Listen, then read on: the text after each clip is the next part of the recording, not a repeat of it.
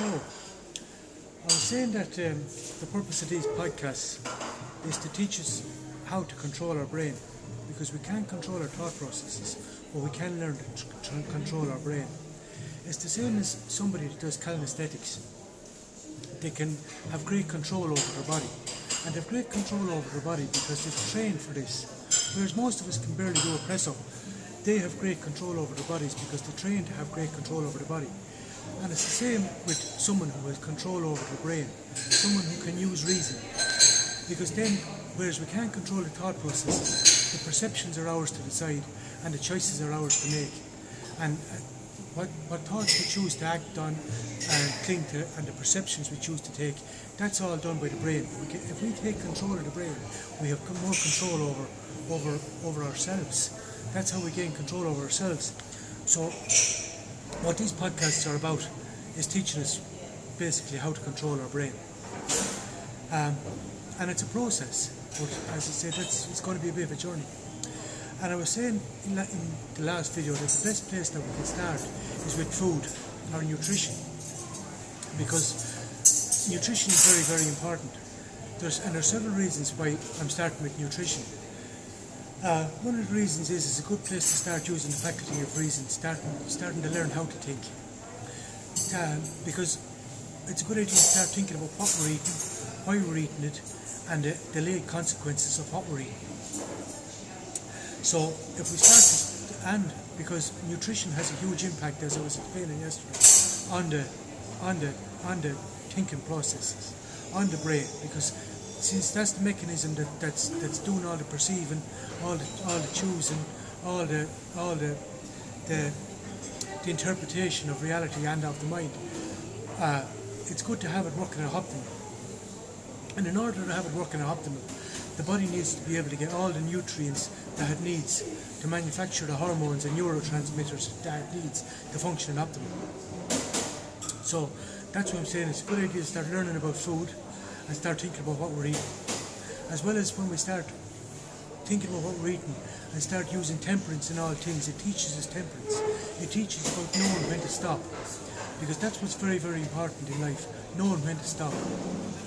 A little bit of everything and not too much or too little of anything. And that can be applied to everything in life. Temperance in all things. So when we start with nutrition, that's a very good place to start practicing temperance. Start learning to have discipline. Start learning to say no to ourselves. And that's why nutrition is a very good place to start. Start learning how to control your brain, how to start learning to discipline yourself, take control of yourself. The other reason is the gut and the brain work simultaneously. 90% of serotonin is made in the gut. And the gut and the brain is connected by the vagus nerve. Some of a neurotransmitter, acetylcholine, also made in the brain, activates receptors in the gut. That's why, for instance, we need a choline, which is found in eggs, in order to make acetylcholine. And what acetylcholine does is it activates receptors in the brain that are responsible for the uptake of information, for the processing and uptake of information. So if you're studying or anything like this, you need acetylcholine in order to process the information and log it into hippocampus in the long-term memory of the brain. So if you have a shortage of acetylcholine, which is a huge problem with kids today, it's very much a factor in the ADH, because if they don't read or you don't focus, you need choline, which you find in your diet, in grains, eggs, meats, things like that. You find choline, and it uses this to manufacture acetylcholine, but it does so by focusing, and that's why reading is very important. Or if you ever see someone you're trying to improve ADH or anything like that, the adult colouring books are great because they're great for focus. They teach you how to focus. But you have to have the diet right and focus then. So that's why if you practice, if your attention span is bad, start to practice reading, even 10 minutes a day. It'll improve your body will start to create acetylcholine. Because if you'll notice, people who are lacking acetylcholine, which also causes Alzheimer's in later life and dementia, but if you're lacking acetylcholine, you tend to gain weight easier. So if you see someone who suffers from fibromyalgia or anything that the brain is not functioning optimal, it won't manufacture acetylcholine as well, so they tend to gain weight because the acetylcholine activates receptors in the gut. And then if the gut is not working at optimal, it can't process things like zinc, or if there is no zinc in the diet, you can't then manufacture oxytocin, which is the hormone responsible for bonding. So if you can't manufacture oxytocin, you're not going to be able you're not going to be interested in developing relationships. So you're going to want to be spending a lot of time on your own, licking yourself. That's why. Are you getting the idea? The brain and the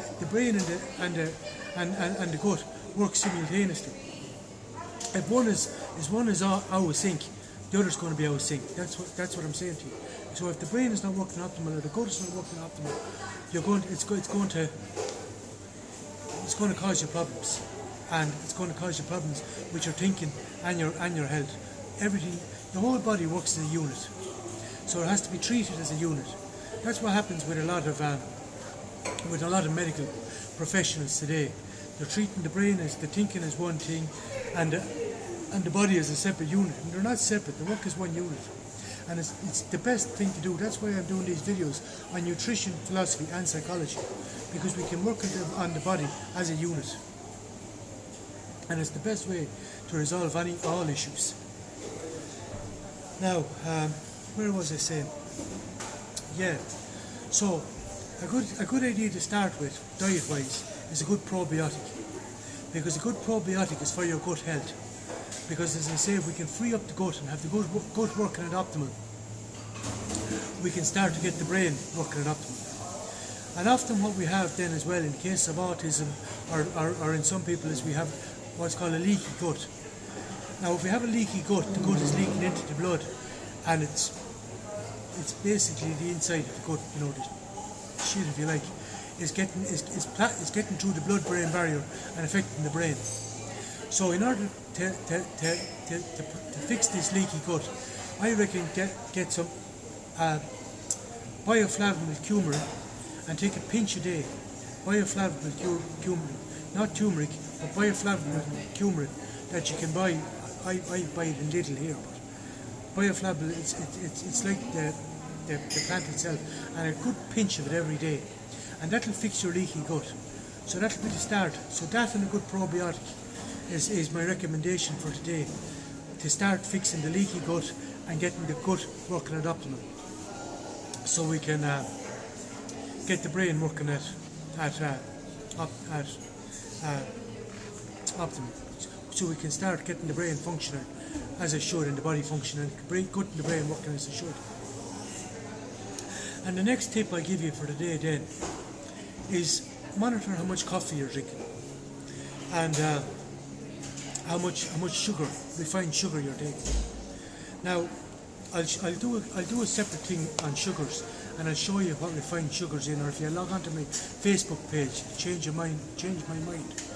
I do a whole pictures of diet, which show you examples of how I eat. I won't tell you how to eat, because the whole idea of these videos is for you to think for yourself. And a good idea is to get a journal like this one here. This is my Winnie the Pooh journal here, and write in it your thought processes, so we can start monitoring the thought processes. But a lot of people wonder, what will I put in my diary? And what I'm suggesting, what we write for the first few days, is start logging in how much coffee you drink and how much sugar, refined sugar, you're taking in.